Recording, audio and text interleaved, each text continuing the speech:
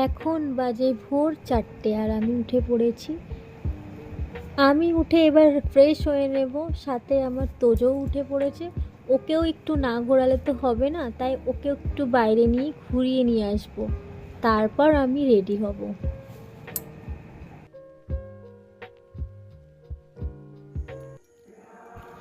ওকে একটু বাড়ির সামনেটা ঘুরিয়ে নিচ্ছি। আর আজ যেহেতু মহালয়া, তাই মহালয়ার গানটা বেজে উঠেছে।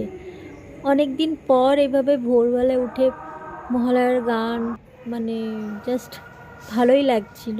আমিও দাঁড়িয়ে একটু গানটা শুনছিলাম। তারপর তোজোকে নিয়ে আমি ঘরে চলে যাচ্ছি আর আমি রেডি হয়ে নেব।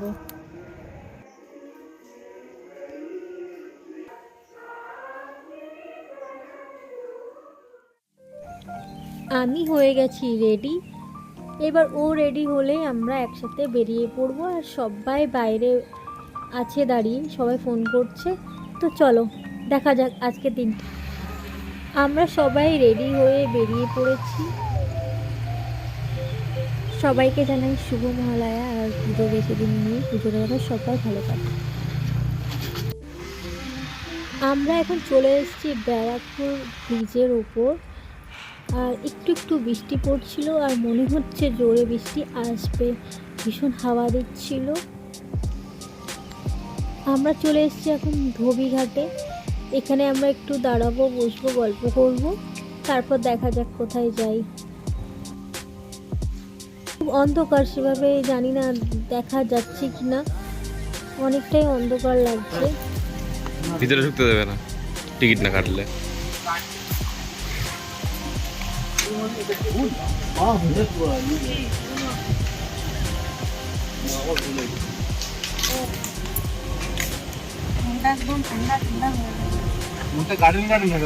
হ্যাঁ, পুজোর প্রথম মহলার প্রথম দিনই গার্ডেন গার্ডেন হয়ে গেল।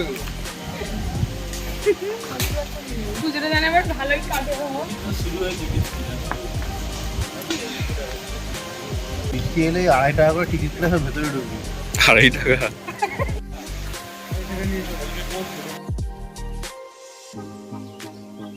এই যে আর একজন বেলুন পেয়েছে কোথা থেকে।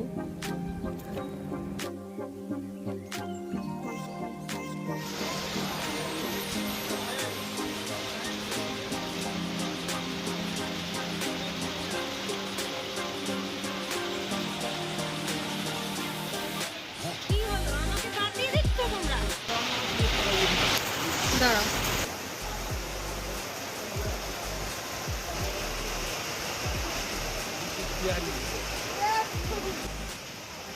প্রচণ্ড জোরে বৃষ্টি চলে এলো, তাই বৃষ্টির আওয়াজে একটু ডিস্টার্ব হচ্ছে।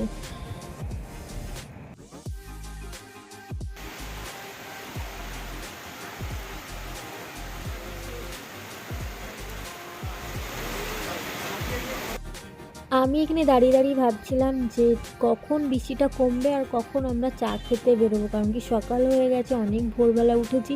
একটু চা না খেলে যেন কেমন একটা লাগছিল, মাথা ঝিমঝিম করছিল।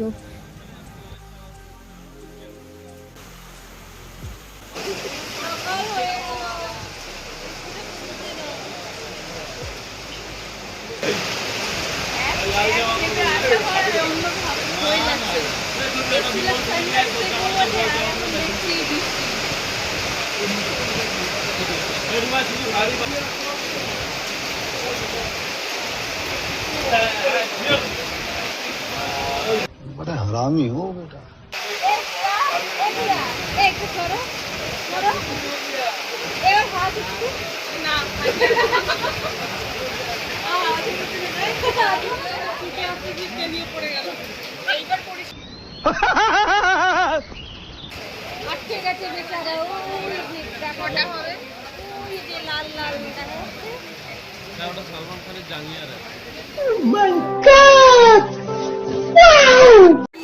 কি নামে ডাকছিলেন?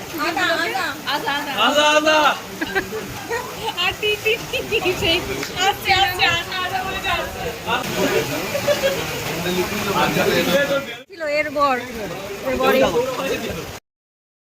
ফাইনালি বৃষ্টি কমলো আর আমরা সবাই আবার বেরিয়ে পড়েছি চা খাবো বলে। ফাইনালি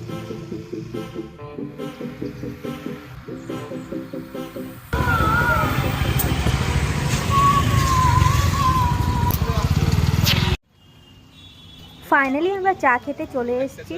চা খেয়ে তারপর দেখি কোথায় যাওয়া যায়। আর যা বৃষ্টি লেগেছে, বেশি কোথাও যাওয়া যাবে না।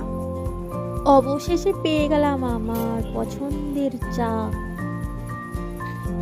কারা কারা চা লাভার আমাকে দেখছো অবশ্যই কমেন্টে জানাবে, তাহলে কিন্তু একসাথে চা খেতে যাব। ওকে, চোরের মতো দেখছি রে, চুপ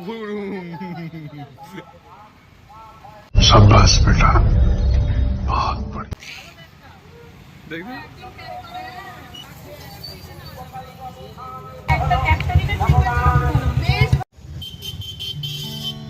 চা খাওয়ার পর আমরা চলে আসলাম নবাবগঞ্জের ঘাটের এইদিকে। আর দেখতেই পাচ্ছ কত ক্রাউড আর কি, দাঁড়ানো যাচ্ছে না। তো আমরা একটা জায়গায় দাঁড়িয়ে তারপর গল্প করবো একটু, তারপর চলে যাব।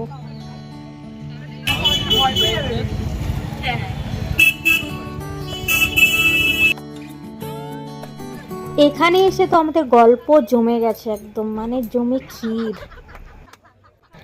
আজ হচ্ছে বাবলি আর টুবাইয়ের 5 ইয়ার অ্যানিভার্সারি, তাই আমি সবাইকেই জিজ্ঞাসা করছিলাম যে সবার বিয়ে করার পর এক্সপিরিয়েন্সটা কেমন হয়েছে। তো দেখো সবার এক্সপিরিয়েন্স কে কেমন এক্সপিরিয়েন্সে আছে।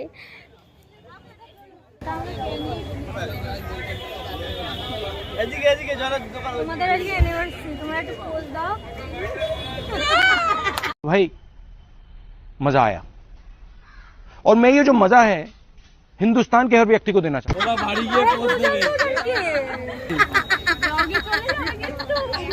বিয়ে করে কেমন লেগেছে, মানে 5 বছর? হ্যাঁ বল বল, তুমি এই পুরুষটার সাথে সুখী না অসুখী?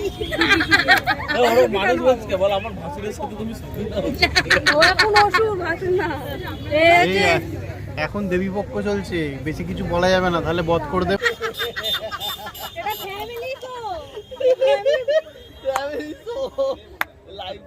ঘুমটা দিয়ে আয়, कौन है ये लोग, कहाँ से आते हैं ये?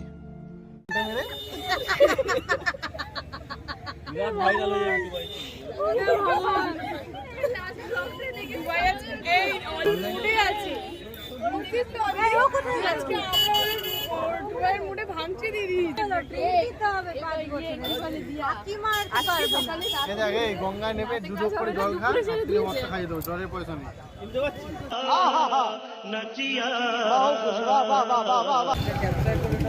আর আমাদের তো এখনো 1 বছর হয়নি। তুই বল, আমাদের তো 1 বছর হয়নি। হ্যাঁ, দেখে বোঝা যাচ্ছে। তো আমাদের এক্সপিরিয়েন্স আমার তো মনে হয় আগেই ভালো ছিলাম। তোর কি মনে হয়? জিন্দেগি আর তোর কত দিন আগে রে? আমারই 3 বছর হবে। 3 বছর? তোর বল? হ্যাঁ? খুব ভালো, খুব ভালো। খুব ভালো। জীবনে তোকে আমি শুনলাম রে। খাতু আর বরকে তুই ভালো বলছিস, ঠিক আছে, তুই বর তোমার বলো আর কিছু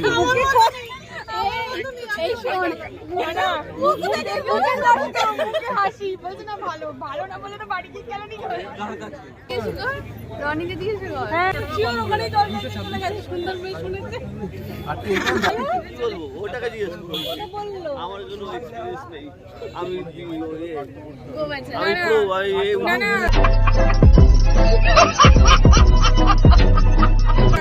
তোমার মানে কোশ্চেন হচ্ছে একটাই রনি, তুমি কি বলছো? তুমি কি ডুবের সাথে ঠিক? কি বলবো? চটে বলতে বলে না আমি প্রো আমি এখন আমি জানি না, আমি বুঝতে পারছি না। এখনো বুঝতে পারছো? সুন্দর একটা বউ, ওখানে জল খেতে সুন্দর একটা বউ বলবে করে ভালো, মানে রনিকে জিজ্ঞেস কর। ওই এসছে পক্ষে তুমি বলো বিয়ের এক্সপেরিয়েন্স কেমন? আকাশে উঠে যাচ্ছে রে, এটা এরকম হবে কোথায়? এটা একটু ছোট করা যাবে তো আরো। মহালয়ার দিন তো বেশ, দুর্গা সেজে আসতে তা এরা যা সব আলোচনা করছে আমাকে তো মিস করে ছাড়তে হবে সব। মিউট করে ছাড়তে হবে আমাকে। আমাদের হাসি ঠাট্টা ফাজলামির তো শেষ নেই। তো যাই হোক, এখানেই ব্লগটা শেষ করছি। আবার দেখা হবে, বাই বাই।